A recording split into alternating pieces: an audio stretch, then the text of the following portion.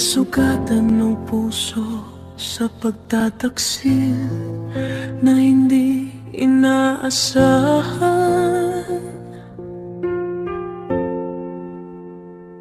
Mga alaala'y umalikid, parang hindi matitigil ang pag-ikot ng mundo.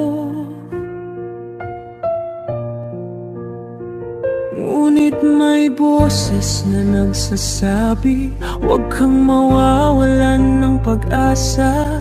Kailangan kong lumapay, hanapin ang sarili sa ibang dako. Iwanan mo na ang mga lugar na nagpapaalala sa'yo. Pumunta sa bagong daan kung saan ako'y makakabuo.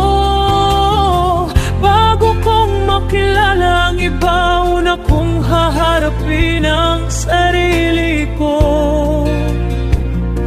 Alalahanin, binibigyan ako ng pag-ibig ng may likha.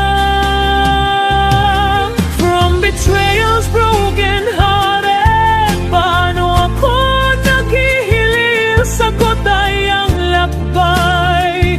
Puntahan ang mga bagong tanawin, bagong mukha, bagong kwento, dala-dala ang ngiti't pag-asa. Dahil love ako ni Lord, kaya mahalin ko rin ang sarili ko.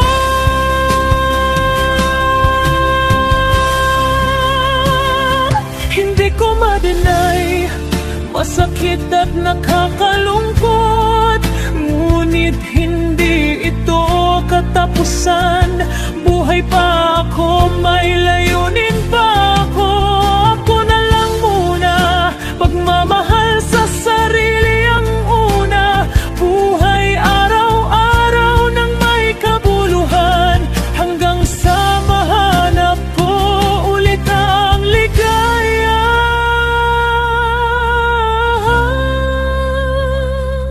Habang naglalakbay, naramdaman ko pa rin ang sakit, ngunit kasama na ito ng saya ng mga bagong alaala at ligaya.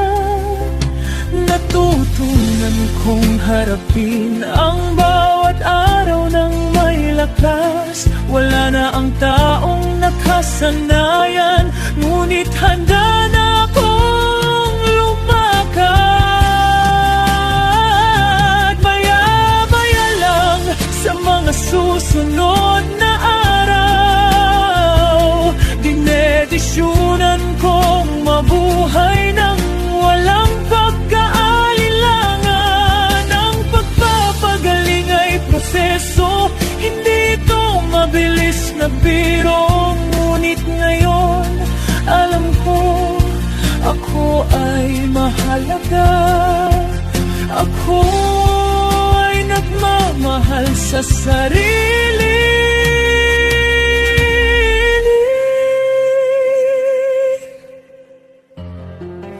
Lakbay ng pagpapagaling, tapos na ang panahon ng luha.